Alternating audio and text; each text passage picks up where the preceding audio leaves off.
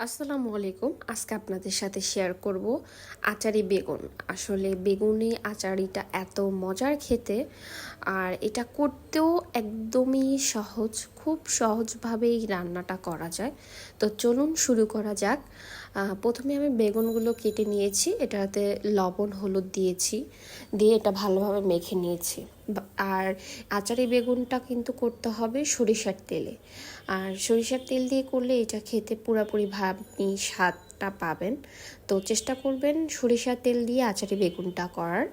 তো আমি প্যানে সরিষার তেল দিয়ে দিলাম। এবার আমি বেগুনগুলো দিয়ে দিব একে একে। বেগুনগুলো আমি নর্মালি ভেজে নিব, একটু কম বেশি করে ভেজে নিতে পারেন। আর আমি একটু বেশি ভেজে নিয়েছি। আর আমি দিব আচারেতে বেগুনিটা তেঁতুল।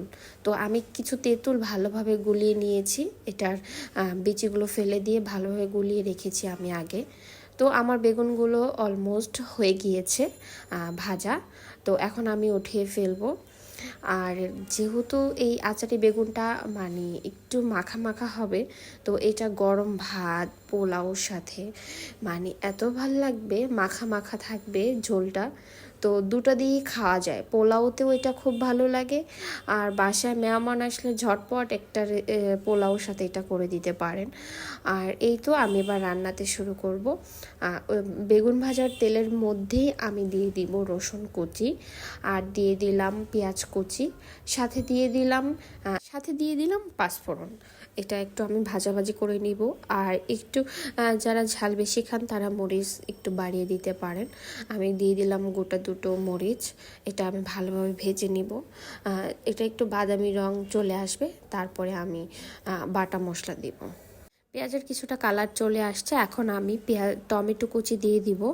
আর টমেটো কুচি দিয়ে আমি এটাকে আরও ভালোভাবে নাড়াচাড়া করে নিব। টমেটোটা একটু কষিয়ে নিব, পেঁয়াজের সাথে একটু ভাজা ভাজা করে নিব।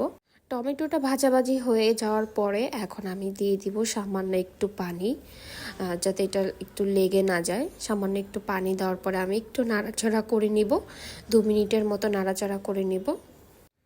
তারপরে দিয়ে দিব ধনিয়া গুঁড়ি 1 চামচ, সাথে দিয়ে দিব জিরার গুঁড়ির 1 চামচ, আর সাথে স্বাদ মতো ঝাল মরিচের গুঁড়ো 1 চামচ, আর সাথে দিয়ে দিব হলুদ 1 চামচ। এবার আমি এটাকে ভালোভাবে মিক্সড করে নিব, ভালোভাবে কষিয়ে নিব। যে পানিটা আছে ওই পানিটাতেই আমি দিয়ে দেবো, এক্সট্রা আর কোনো পানি দিব না। এটাকে ভালোভাবে কষিয়ে নিব। এখন বেগুন ভাজা যেহেতু লবণ ছিল, তাই কম পরিমাণ একটু লবণ দিয়ে দিব। এটাকে জাস্ট একটু কষিয়ে নেব, টমেটোটা যেন একটু গলে যায়। 2 মিনিটের মতো অপেক্ষা করে এটা একটু ভালো মতো মশলাগুলো মিক্সড করে নিব। আর আমি আগে থেকে যেই তেঁতুলটা গলিয়ে রেখেছিলাম, সেই তেঁতুলটা এখন এটার ভিতরে আমি দিয়ে নাড়াচাড়া করে মিক্সড করে নিব 2 মিনিটের মতো। তারপরে আমি বেগুনগুলো দিয়ে দিয়েছিলাম, বেগুনগুলো দিয়ে এটা ঢেকে দিলাম। এটা ঢেকে দিলাম 5 মিনিটের মতো।